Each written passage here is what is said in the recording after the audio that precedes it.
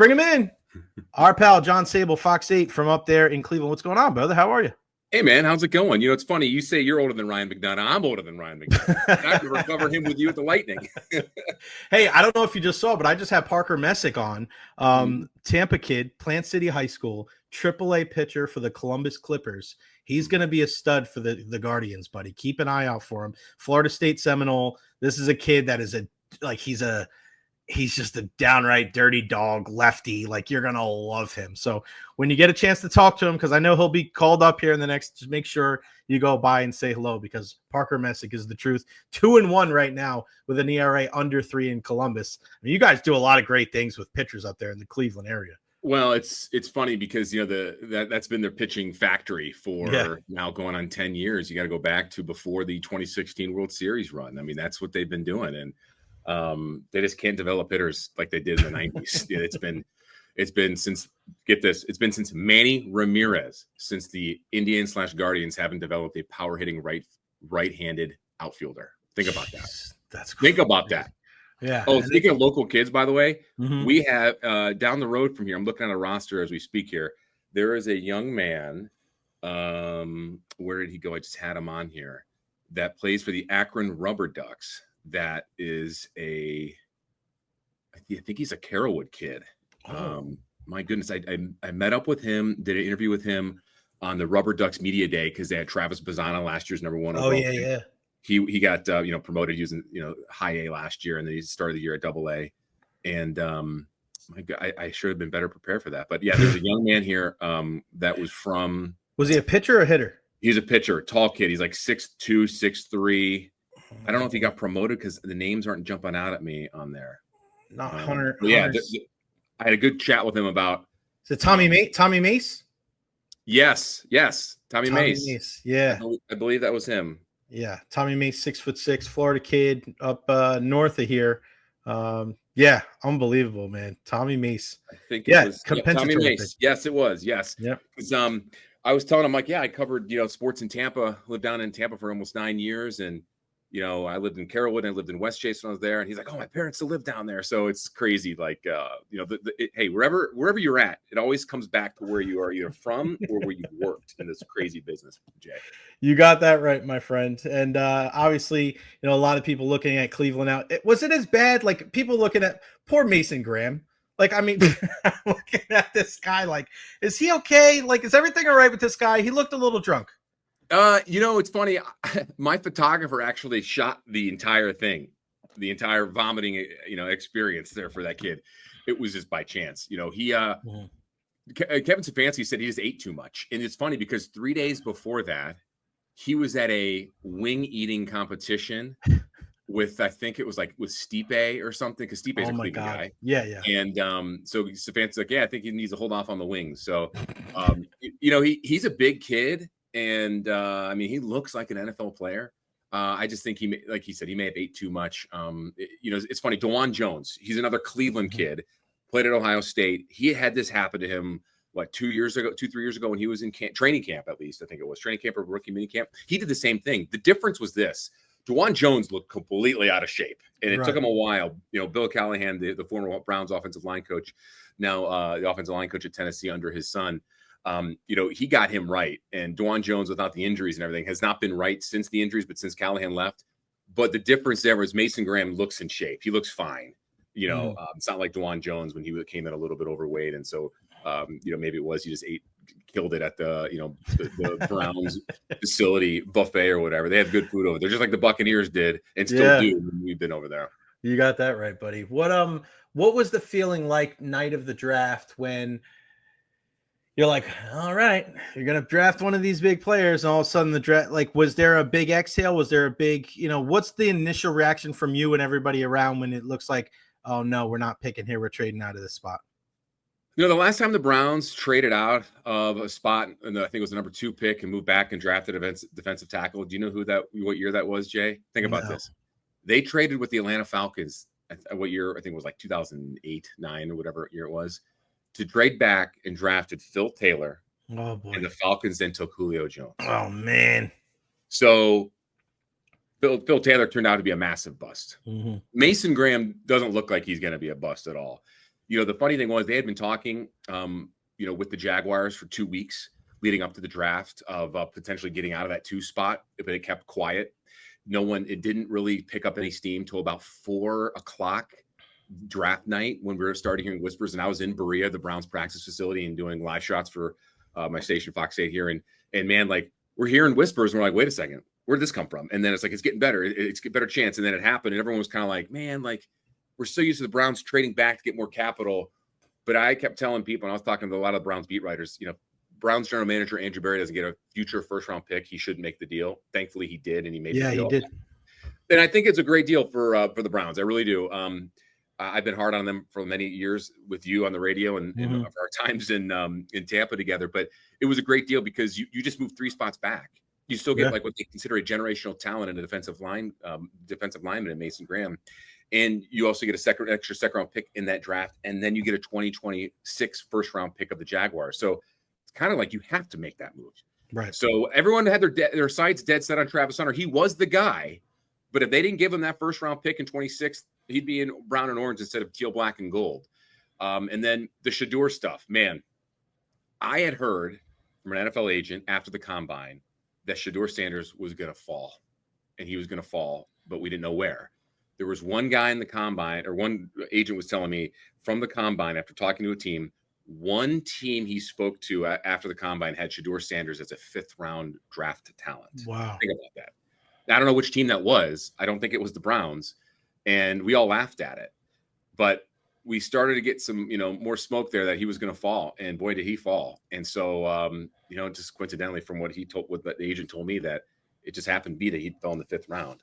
The Browns draft, I'm not a big draft round grade guy because it doesn't make a difference. It doesn't make a difference until they play on the field.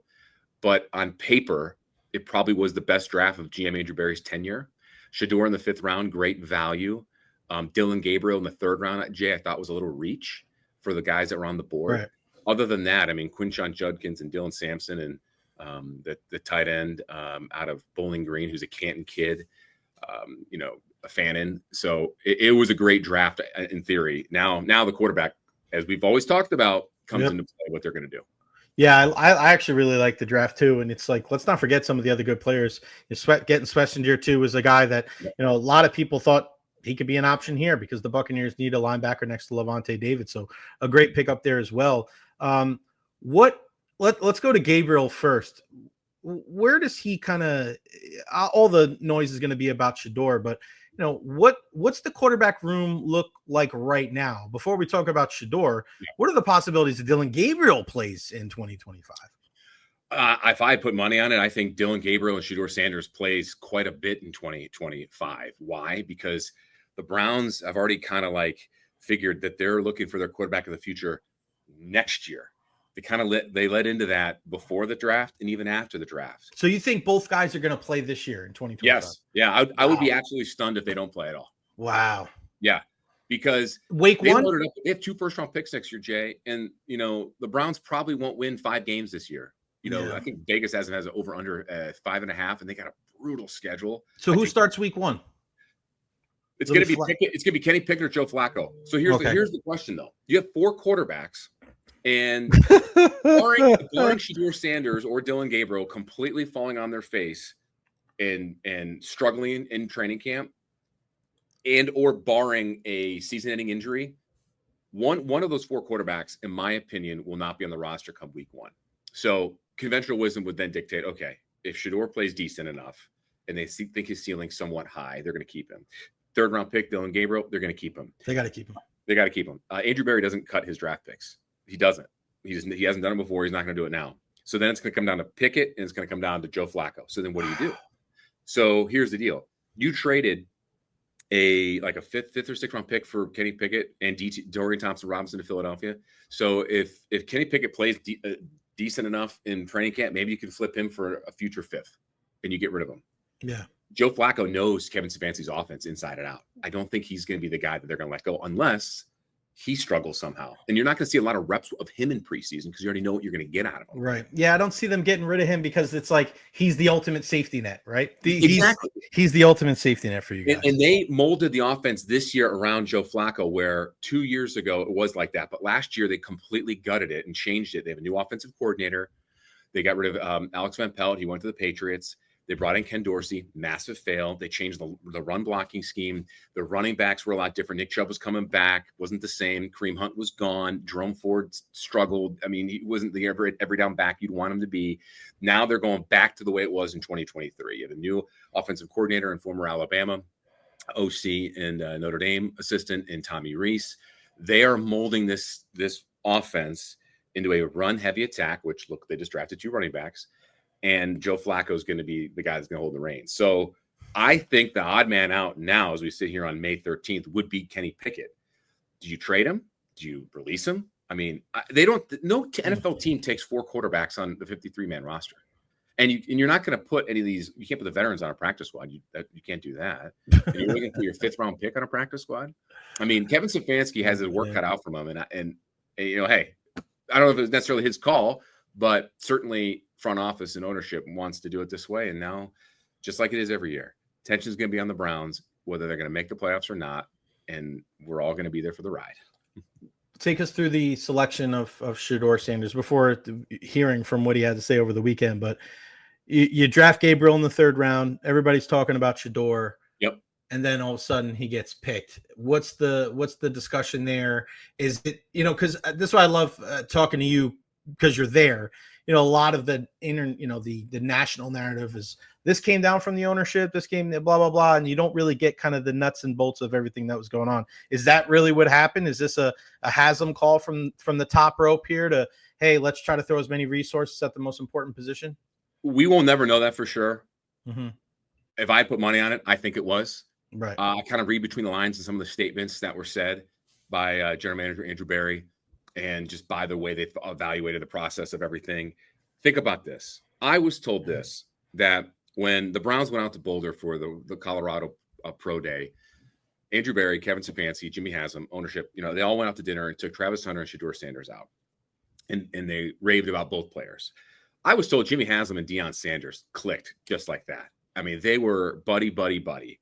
And, when you saw him fall and now you're in the 5th round and you see what's best available on the board, which can be arbitrary here or there for anybody, right? I would not be surprised if Jimmy Haslam did, hey, let's take him here, guys. What do you think? Let's do it.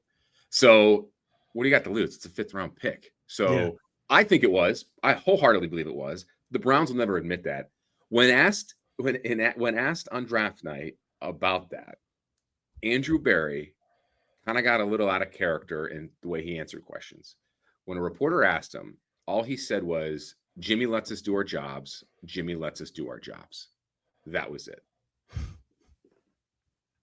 Okay. So the tone, the jumping at the question, I mean, you could talk to any sociologist or whatever.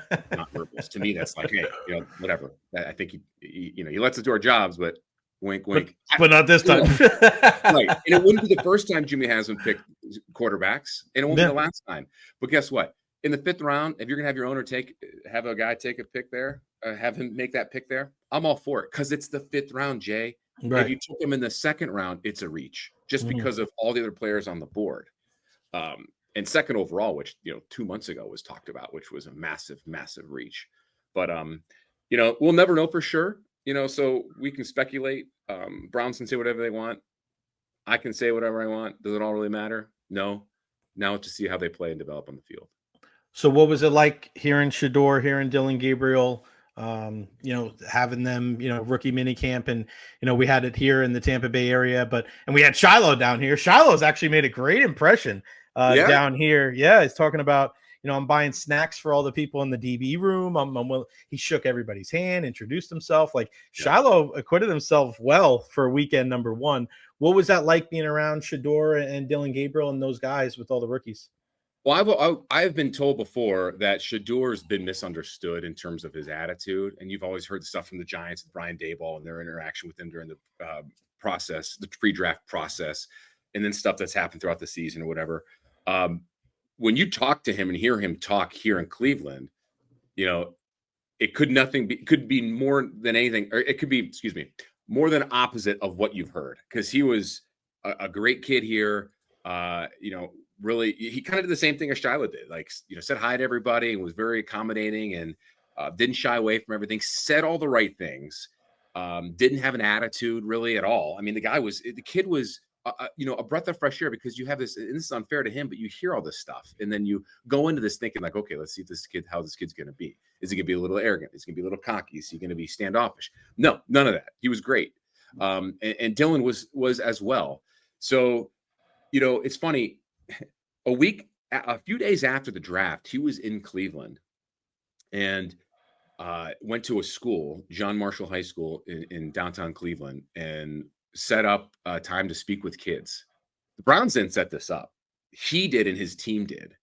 And his big thing, as he said to us on the phoner the night of the draft, minutes after, that he wants to be really active in the community and give back and talk to kids and be there and do this all the thing. And we're like, okay, you know, we hear that all the time, right? Well, a couple days later after the draft, he's here doing it. That was really cool to see. And he's done it a couple times since then. So, I mean, he got to Cleveland right after the draft. I mean, think about it. When rookie minicamp comes in, that's roughly about 7 to 10 days after the draft, give or take, depends on when the calendar lines up. He was here days after, already in the community, already talking to high schools, elementary schools, being around here. And so that was really neat to see. And like I said, he's saying all the right things. He's doing all the right things. Now let's see if he can learn this playbook, and let's see if his talent can show on the field as well. But it was a hoopla, man, with media over there in Berea at the facility, with all eyes on he and Gabriel. Dillon took the first reps that first day. Don't look anything into that, as Stefanski said, which, you know, it doesn't make a difference because it's the first day. You know, they just got the playbook less than 24 hours a day before. Right. Both guys looked okay. I mean, we love, I personally don't, but media loves to blow up minicamp, blow up OTAs. T-shirt and shorts. Yeah. I mean, how many times were we sit at one Buccaneer place back then when Jameis Winston had made his first training camp? And we're just looking at him, and, you know, it's just, it's what we do, but people dissect every single deep throw. It's like, man, that's not a big deal. It's not a big deal, but people chart, oh, he went 7 of 10 or 8, you know. Yeah. There are two different quarterbacks, Jay, I will say. They're two very different in terms of their style and mechanics. What's the biggest difference? Well, for one, Dillon's left-handed, right? So it's interesting. You're going to see them like in the drills, right? You know, Dillon's mechanics are way smoother. Dillon Gabriel's mechanics looks like a guy that's played the most college football games of anybody in history, right? He throws a tighter spiral. It is a dart coming out of his hand. Shedeur's mechanics a little more clunkier. And I think a big knock on him was he pads the ball before he throws the ball. That was a big knock on him in the pre-draft process in the combine. That was, you know, once you see that, you look at it, and after like a couple of drills, I'm like, man, that's annoying, you know, but it works for him. Who knows if the Browns get that out of him? Right. His spiral's not as tight. He threw a little wobblier passes, showed off his arm a few times. Dillon did as well. A lot of the writers here seem to be split on who had a better rookie minicamp. To me, it doesn't matter because it's rookie minicamp. But you like to see them, you know, they both look like pros in general, how they handled it and how they went through drills. Sometimes you know how you go to these rookie mini camps, they need to fill roster spots. And if a team already has their quarterback set, they need to bring in a rookie quarterback off the street from like a JUCO school or a D2 school. And you see this guy there, and you're like, this guy's gonna be working at UPS or AT&T tomorrow once he gets cut. These two, they look like pros in terms of the way they handled everything on the field and in those drills and everything, Sue. That's good, man. That's good to hear. I can't wait to see how it unfolds, and I'm sure you're going to be right on top of everything. Before I get you out of here, let's talk some Cavs, man. I mean, it's just been, you know, I don't want to brag, you know, but, you know, some teams, some of our teams are up 3-1, you know, after 4 games. But how about the Knicks, man? How about them? I mean, we were on a crash course for I was like, oh, man, we're going to play the Cavs. They're like, oh, man, we're going to have to play the Pacers. But, I mean, the NBA playoffs has just been so crazy. Yeah. I mean, you get the injury. I mean, I tell you what, one of the best performances I've seen so far is Game 3, Donovan Mitchell. That was on another level. F you, get out of my way. Yep. But it just seems like they can't. I don't know what it is, but they can't put it all together. What made them so successful? Is it the injuries? Is it just Indiana playing well? Is it the coaching? What do you see? First off, the Donovan Mitchell game 3 was very LeBron-esque. It certainly was. And when you're missing Darius Garland, DeAndre Hunter, and Evan Mobley, 3 of your top 4 scorers, it reminded me of those LeBron teams when you'd carry those garbage Cavs teams, right? Listen, there's 2 things here. First off, hats off to your Knicks, because we all thought going into this playoffs and even before the last few weeks of the season, like and even early in the season, we thought the Knicks were going to be, team number 2 jumping the Cavs when they got Cat, right? And then the Cavs just took off. The issues with the Cavaliers are twofold, and you mentioned both. One, the injuries. They're not 100%. The injury bug hit them at the worst possible time. Darius Garland has the equivalent of turf toe for a wide receiver in the NFL. That's what it is. It's a sprained big toe, but it's turf toe. And he had been getting treatment. He sat out a few games at the end of the year before the playoffs. Every time he tried to test it, it would swell up and cause issues. That's why after he re-aggravated after, I think it was a game 1 of the Heat series. And so then they sat him out, and the Cavs rolled through Miami like no other. And then that was an issue. And then game 2 or game 1 was that? DeAndre Hunter dislocates his thumb. And then Evan Mobley sprains his ankle on 2 freak plays. And they both sit out, and Donovan Mitchell still almost carries them. The Pacers are a bad matchup just because of their length, I think. Yeah. They're a very streaky team, as we've seen in the playoffs. They're a well-coached team. Cavs are well-coached too. The biggest difference, once you take away the injury factor, is this. Indiana is much tougher. Cavs play a little soft. They played a little soft last year. They don't have that goon on the roster. That goon was supposed to be Tristan Thompson, but let's just be honest. Jay, you and I could probably perform better on the court than he can right now. I see him on the sideline hooting and hollering. I'm like, I didn't even know he was still in the NBA. Yeah, he's ready for the glue factory. I mean, he's there. He's there for a locker room presence and a leader, and it's well documented. To me, now when you don't have a goon or a tough guy, it's a waste of a roster spot because you don't have that. All these Cavaliers are all nice guys. They're nice guys. You need that one guy. They don't have it. So when you get pushed around a little bit, it's been a problem. They have no way to answer back. That's been the issue. Indiana has been the second best team since the All-Star break, behind OKC, and I think better record than the Cavs since then by like a game or 2. They're legit, and they went to the Eastern Finals last year. They're well experienced. Yeah. So it's not as a big of a surprise. A lot of things have gone. They're a great team. A lot of things have gone in the right way. Right. When you think about the game 1 when the Cavs lost, the Cavs shot like 9 of 40 from 3, which they're the best 3-point shooting team in the league, and Indiana shot 60% from the field. That's not going to happen again. And then you lose 3 of your top 3 your scorers in those 2 games. I mean, that's not going to happen again. Darius Garland missed game 1. It has been a perfect storm for the Pacers. They've played well. They had a lot of good luck on their side as well. They've been tougher. I don't know if the Cavs mentally and physically can get over that 3-1 hump. If they were healthy, I think I'd be more confident. I am just not confident in it just because of what we've been able to see. If they can win and squeak out tonight, the pressure flips back on Indiana to close out at home. Do they come across as a team that can close out at home? Being a streaky team, I don't know. We'll see. Yeah. Then if it gets to game 7, then at home here in Cleveland, I think it would be the Cavs. Yeah. But I don't know, Jay, man. There's been so many things that have happened here. And they are just dumbfounded. They are like shell shocked a lot because of what has happened in the series, and just because of the Cavs could not catch a break. Tyrese Halliburton hits that 3 at the buzzer. The Cavs blew a 20-point lead. I mean, they deserve to lose that game if they're blowing that. Right. They were exhausted. It reminded me of when Matthew Dellavedova in 2015 NBA Finals had to go to the hospital to get an IV when the Cavs went up 2-1 on the Warriors. Right.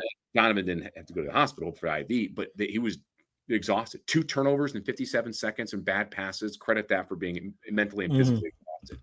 So, everything can be historic, phenomenal regular season. When the playoffs start, it doesn't mean anything. You can't help injuries. You can't prevent them. Or you can prevent them, but you can't. And they rested guys, Jay, the last week of the season. They rested guys so this wouldn't happen, and then it happens. It's meant to, if it's meant to be, it's meant to be, man. If it's meant to be, injuries. But I'll tell you this though: if the Cavs lose tonight and their season's over with, and if your Knicks close out Boston, which is unbelievable, what happened to Jay? Oh my God, hate. You're getting a Knicks Pacers series that was reminiscent of those '90s teams, minus Ewing and Reggie Miller, and that'll be fun to see regardless. Yeah, people not in it. Yeah, people forget that they played last year, and Brunson broke his hand, and it was what happened to the Cavs this year is what happened to the Knicks last year. Because at the end of the series, everything was done, and it was just like, it was just like, what are you gonna do? So like, You're right. That's why luck has something to do with it. People are like, oh yeah, it doesn't have anything to do with luck. Like sometimes your injuries, man, they come at the worst possible time. It happened with the Lightning this year. Pretty relatively healthy the entire the year, and then they had 3 injuries in the last 2 games of the season, and it just completely discombobulated everything. Luck has a lot to do with it. Real quick before I let you go, anybody hating on Darius Garland for that? Because I saw Stephen A getting mad and saying like, oh, he's got to be able to bend. I'm like, bro, if you ever had a toe injury like that where when you put your shoe on, you're like, like you're running up and down, you're stopping and going. Like, is there anybody saying like he's not tough enough for no? At first there was some like fans and people were like, come on, what are we doing here? And then it kind of gets talked about a little bit more. Like, dude, this is like turf toe, and everyone's like, oh, this isn't just like a broken nail, like. Here's the thing, Jay, when he re-aggravated it in April, no one knew he had an injury before that. The Cavs kept it hush-hush before that. So we're like, he re-aggravated it. When did he hurt it in the regular season? Was this in early April, end of March? When did it happen? So the fact that there's been more context to it, the whole notion of that went out the window. And he had been getting treatment on it. He'd been on the treadmill during shoot-arounds, hadn't practiced. They put like a brace or something on his toe last game or 2 games ago to try to test it out. So that toughness of dealing with the injuries isn't what has been critical for the Cavs. It's been toughness when you get punched in the mouth, figuratively, of course. How are you going to rebound? No pun intended. But, how are you going to respond? And they got punched in the mouth horribly and didn't respond. So that's been the bigger issue with them from the outside perspective on this team. And there you go. The one and only John Sabol, Fox 8 News up there in Cleveland doing yeoman's work. Thank you, my friend, for joining me today. Give my love to your better half and the entire family, and we'll talk again soon, brother. Thank you. Absolutely, man. Take care. Thanks for having me on. We'll talk soon. All right, pal. Good stuff as